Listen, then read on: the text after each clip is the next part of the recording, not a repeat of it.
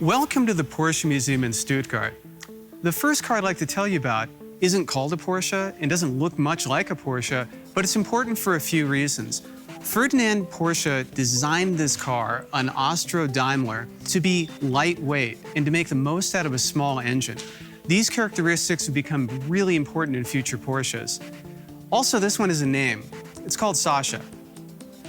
There are two cars here at the Porsche Museum that do a great job of illustrating what future Porsches are going to become. On my right is the Type 64. This is a hand-built special, and it embodies many of the characteristics that future Porsches will have. It's streamlined, it's lightweight, it makes use of a small engine, and it's very clever.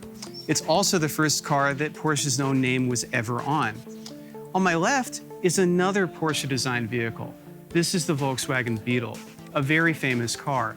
And the mechanical engineering that went into this would significantly influence a 356 that would follow. It didn't take long for the Porsche 356 to start racking up wins. This 1950 356 SL won a class victory at Le Mans.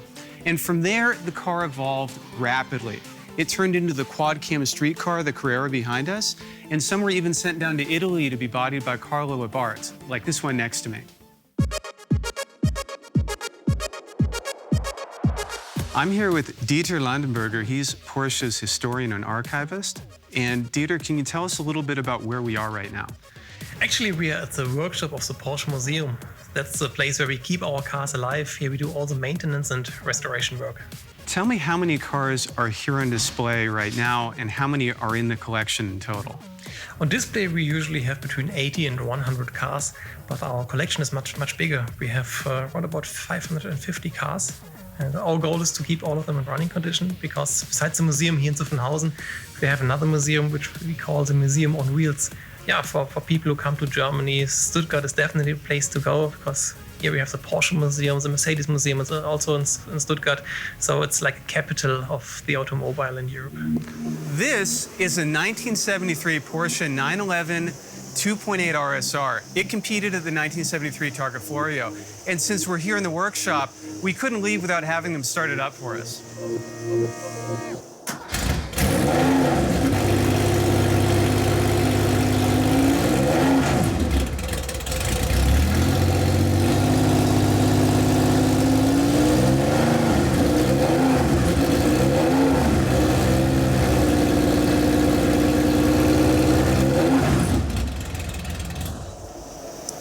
Awesome. The ultimate expression of Porsche's lightweight motorsports ethos is this. This is the Porsche 909 Burg Spyder. It was designed to compete in European hill climb events, where lightness and acceleration were more important than any other characteristic. This thing weighs less than 850 pounds, and the flat 8-cylinder engine makes 275 horsepower. That means this thing can accelerate from 0 to 60 in 2 seconds flat. It's nice to see the Transaxle cars finally getting their due.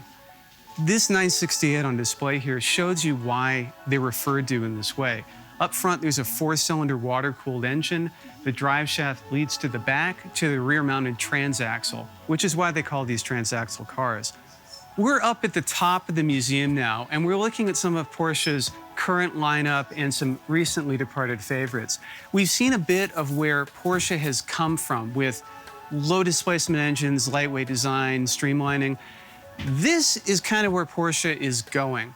Turbocharging, hybridization, that's the future, and that's what the current lineup represents.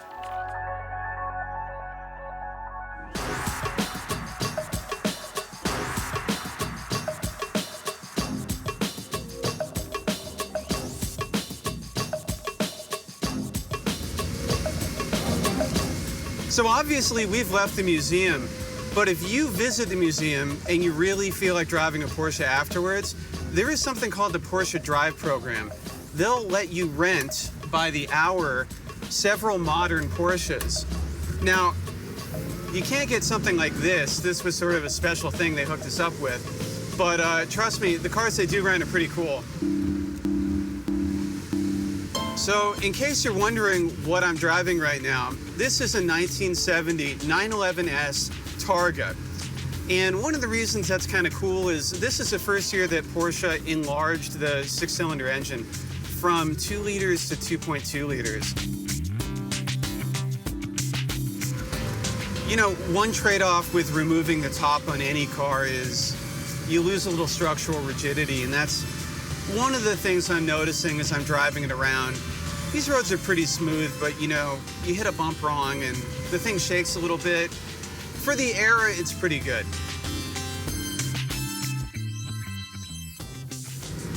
Pretty nice little hairpin here.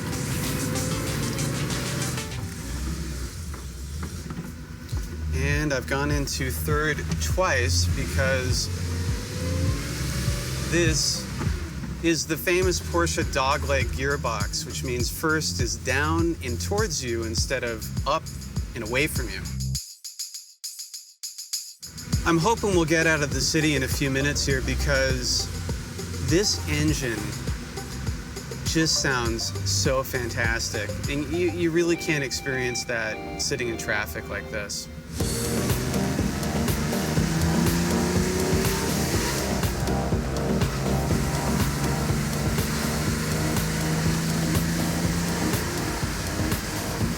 How about that sound?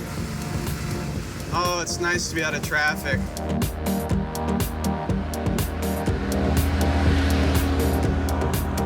Before we left, we had this parked in front of the museum for a few minutes, and it was right next to 2 modern Porsches that were part of the Porsche Drive program. And I have to say, it's kind of like the modern Porsches were invisible. This car is this really lovely shade of light blue. We had the top off it, and people just stared. They took photos next to it. There's just something so charismatic about an old Porsche. And you know, even in Stuttgart, people take notice.